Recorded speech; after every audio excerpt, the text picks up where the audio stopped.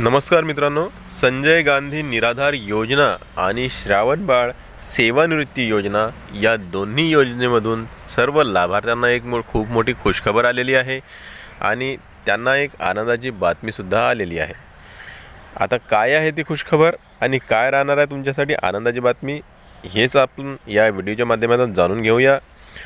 तुम्हाला माहीतच असेल की महाराष्ट्रातील लाखो लोक या योजनेबद्दलची जे लाभ असतो किंवा जे पैसे येत असतात त्याची खूप दिवसापासून वाट बघत आहेत, कारण की संजय गांधी निराधार योजना व श्रावणबाळ सेवानिवृत्ती योजना या योजनेच्या संदर्भात एक मोठी बातमी समोर आलेली आहे। आता तर काय आहे ती बातमी हे सुद्धा तुम्हाला सांगणार आहे। त्याचबरोबर मार्च महिन्याचा जो हप्ता आहे तो तुम्हाला केव्हा मिळणार आहे हे सुद्धा मी तुम्हाला या व्हिडिओमध्ये सांगणार आहे।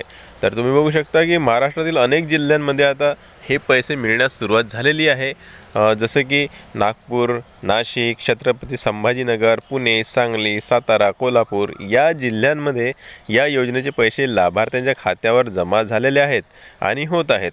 तसेच धुळे, अमरावती आणि परभणी या ठिकाणी सुद्धा लाभार्थ्यांच्या खात्यात या योजनेचे जे पैसे आहेत ते जमा व्हायला सुरुवात होत आहेत आणि काहींचे पैसे आले असून काही लाभार्थ्यांच्या खात्यात तांत्रिक अडचणीमुळे जमा झाले नाही आहेत। तर नंदुरबार, गडचिरोली, वाशिम या जिल्ह्यांमध्ये अजूनही लाभार्थ्यांना वाट पाहावी लागत आहे।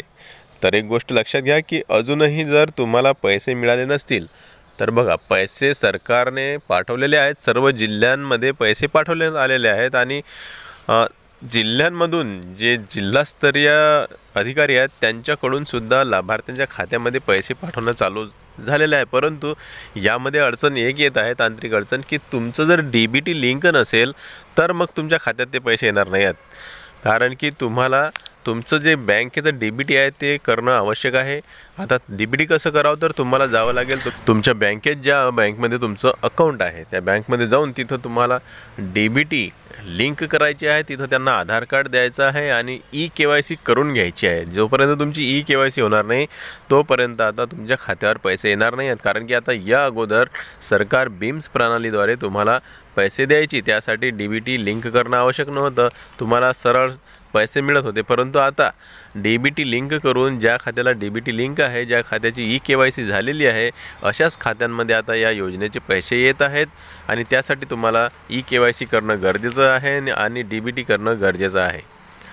तर आता सरकारनं सुद्धा स्पष्ट सांगितलेलं आहे की आम्ही या योजनेचे, जे संजय गांधी निराधार योजना आहे आणि श्रावणबाळ सेवा राज्य निवृत्ती योजना आहे, यांचे पैसे आम्ही, जे निराधारचे योजने पैसे आहेत ते सर्वांचे पैसे आता आम्ही डायरेक्ट बेनिफिट ट्रान्सफर म्हणजेच की DBTद्वारे त्यांच्या खात्यामध्ये टाकणार आहोत आणि त्यासाठीच आता तुम्हाला DBT लिंक आवश्यक करणं आणि DBT ॲक्टिव्ह करून घेणं हे आवश्यक आहे। याबद्दलचा व्हिडिओसुद्धा आपल्या चॅनलवर मी टाकलेला आहे, तुम्ही जर बघितला नसेल तर जा आणि बघा। DBT लिंक कसं करायचं असते ते आपल्याला तिथं माहीत पडते, आपलं जे अकाउंट आहे हे DBT लिंक आहे की नाही आहे याबद्दलचा व्हिडिओ तुम्ही बघू शकता। आता मार्च महिन्याच्या हप्त्याचं सांगायचं तर मार्च महिन्याचा जो हप्ता होता तो होळीच्या तोंडावरच तुम्हाला मिळणार होता, परंतु लाडक्या बहीण योजनेचे जे पैसे आहेत ते पाठवण्यास सुरुवात केलेली आहे सरकारने। तुम्हाला माहीतच असेल की जागतिक महिला दिनाच्या पूर्वसंध्येपासूनच लाडक्या बहिणींच्या खात्यावर ते पैसे पाठवण्यास सुरुवात केली आहे आणि सरकार आता सध्या या लाडक्या बहिणींचे पैसे पाठवण्यामध्ये व्यस्त आहे आणि त्यांना मार्चचा हप्तासुद्धा द्यायचा आहे।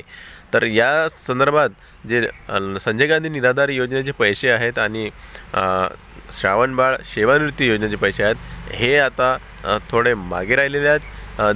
जे होळीच्या पूर्वसंध्येला तुम्हाला ते पैसे मिळणार होते, परंतु लाडकी बहीण योजनेमधले जे पैसे पाठवताना आता हे पैसे जे आहेत हे मागं ठेवलेले आहेत, त्यांनी आता लवकरच ते सुद्धा पाठवण्यात येणार आहेत। तर असं वाटत आहे की आता 8-15 दिवसात या पैशांचे जे मार्ग आहे तो निकाली लागणार आहे आणि तुम्हालासुद्धा तुमचे पैसे तुमच्या खात्यामध्ये येणार आहेत। तर मित्रांनो, तुम्ही जर चॅनलवर नवीन असाल तर चॅनलला सबस्क्राईब करा। टेक्निकल मराठाजी या चॅनलचं नाव आहे। तर व्हिडिओ आवडल्यास लाईक करा। भेटूया पुन्हा नवीन एका व्हिडिओमध्ये, तोपर्यंत जय महाराष्ट्र।